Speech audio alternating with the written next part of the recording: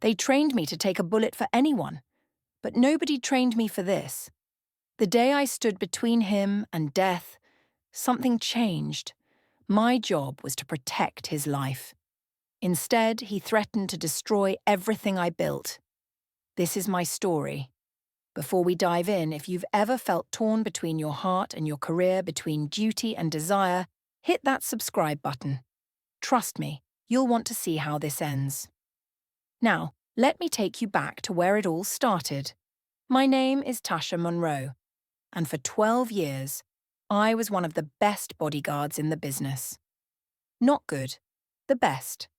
I came up through military police, did 3 tours, saw things that would make most people quit. But me? I learned to turn off the part of my brain that feels fear. I learned to see threats before they happen. I learned that emotion gets people killed. So I built walls, thick ones, the kind that nobody could climb over or break through. My reputation was simple. Hire Tasha Monroe, stay alive. That's it. No friendship, no feelings, just results. I had protected senators, celebrities, foreign diplomats. All of them walked away breathing, and I walked away richer. That was the deal. That was always the deal. Until Christopher Blake called my agency. Tech billionaire, 38 years old, built an empire by the time most people figure out what they want to do with their lives. On paper, he was just another rich client. Someone made threats against him. Something about a business deal gone wrong, and he needed around-the-clock protection for 6 months. The money was incredible. The kind of money that would set me up to start my own security firm. I took the job without hesitation. The first time I met him, I knew he was going to be trouble. Not the dangerous kind, the complicated kind. He walked into that first meeting in jeans and a t-shirt. No security, no assistance, just him. Most billionaires I'd worked with treated me like furniture, necessary but not worth acknowledging. Christopher looked me dead in the eye, shook my hand firm and said, "I hear you're the one who never loses." I told him nobody's unbeatable, but I don't plan on starting now. He smiled at that. Not the fake smile rich people give. A real one. And that should have been my first warning. I laid out the rules that first week. I'm not your friend. I'm not your therapist. I'm the person who keeps you alive. And that requires distance. He nodded, said he understood, but I could see something in his eyes. Curiosity. Like I was a puzzle he wanted to solve. Most clients forget I'm even there after a few days. Christopher never did. He'd ask me questions during car rides. Nothing invasive at first. Just small talk. Where'd you serve? How'd you get into this work? Do you ever get scared? I kept my answers short, professional, but he kept asking. 3 weeks in, things started shifting. We were on a late-night stakeout outside his office building. Some credible threat about someone watching his movements. It was just us in the car, darkness outside, city lights reflecting off the windshield. He started talking about his life, about how money doesn't buy connection, about how he built this empire but couldn't remember the last time someone saw him as just Christopher, not Christopher Blake, the billionaire. And I don't know why. Maybe it was the exhaustion. Maybe it was the way his voice cracked just a little, but I told him about my childhood. About growing up in a neighborhood where protection meant something different. About becoming a protector because I couldn't save someone I loved once, and I swore I'd never let that happen again. The moment those words left my mouth, I regretted them, but he didn't pity me. He just nodded and said, "Thank you for telling me." That night, something cracked in my armor, just a hairline fracture. But it was there. Then came the gala. Month 2 of the assignment. Big charity event. Hundreds of people, security nightmare. I had my team positioned everywhere, but I stayed close to Christopher. He was giving a speech when I saw him. A man in a waiter's uniform, wrong posture, hand reaching inside his jacket. Training took over. I moved before I could think, stepped between them just as he pulled the gun. The shot grazed my shoulder, burned like fire, but I took him down before he could fire again. Everything after that was chaos. Security flooded in, police, ambulances, but all I remember clearly is Christopher's face. The terror in his eyes wasn't for himself, it was for me. They took me to the hospital, just a flesh wound. Nothing serious. I'd had worse, but Christopher refused to leave. I told him to go home, that I was fine, that another guard would cover him. He stayed anyway.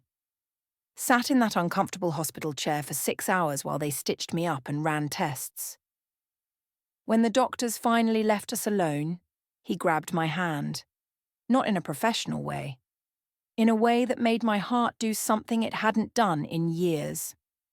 He said, "You could have died." I said, "That's the job."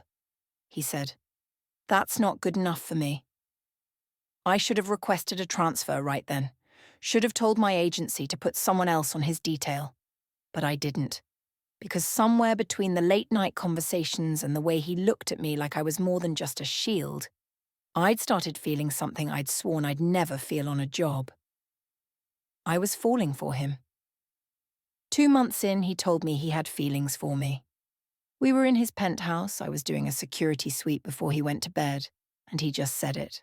No games, no dancing around it. "Tasha, I have feelings for you and I don't know what to do about it." My training screamed at me to shut it down, to draw the line, to remember every rule I'd ever made. But when I looked at him, when I saw the vulnerability in his eyes, something in me surrendered. I kissed him, right there in his living room. I broke every protocol I'd spent 12 years building. The guilt hit me immediately after. I'd never crossed this line before. Never. I pulled away, told him this couldn't happen, that I was compromised, that I needed to transfer off his case. He begged me not to go, said he'd never pressure me, said I could just do my job, said he'd handle his feelings. But we both knew that was impossible. So we made a terrible decision. We started a secret relationship. Stolen moments between security checks, kisses in empty hallways, conversations that went deeper than they should. I was living 2 lives, professional bodyguard by day, woman in love by night, and I was good at compartmentalizing. But this was different. Because loving someone you're supposed to protect changes everything. The real threat came in month 4. I'd been investigating the source of the danger, and it wasn't some random business rival. It was his business partner, someone close to him, planning a hostile takeover. But it wasn't just about money anymore. They'd figured out that I was his weakness, that hurting me would destroy him. I found evidence they were planning to target both of us. My worst nightmare was coming true. I'd become the liability. The thing that puts the client in danger. I tried to hide it from Christopher, tried to handle it myself, but he saw through me. We had a massive fight. He wanted to know everything. I told him he needed to trust me to do my job. He said my job was easier when I didn't care about him. And he was right. Caring made me hesitate. Caring made me second guess. Caring made me afraid in a way I'd never been afraid before. Because it wasn't my life I was worried about anymore. It was his. The night everything came to a head, they came to his house. 3 armed men, professional, organized. I got the alert from my perimeter system and had maybe 90 seconds. Protocol said evacuate the client immediately, get him out, call for backup, let the police handle it. But I knew they had someone waiting outside. Evacuation meant walking into an ambush. So I made a choice. I locked Christopher in the safe room and told him not to come out no matter what he heard. Then I did what I do best. I fought. It wasn't like the movies. It was brutal and fast and terrifying. I took down the first one in the hallway, used his weapon on the second. The third one was bigger, stronger, and he got me pinned. I could hear Christopher screaming from the safe room, pounding on the door, and in that moment, with a gun pressed to my head, I realized something. I wasn't afraid of dying. I was afraid of him having to live with my death. That fear gave me strength I didn't know I had. I broke free, fought like hell, and put that man down. When the police arrived and I finally opened the safe room, Christopher fell apart.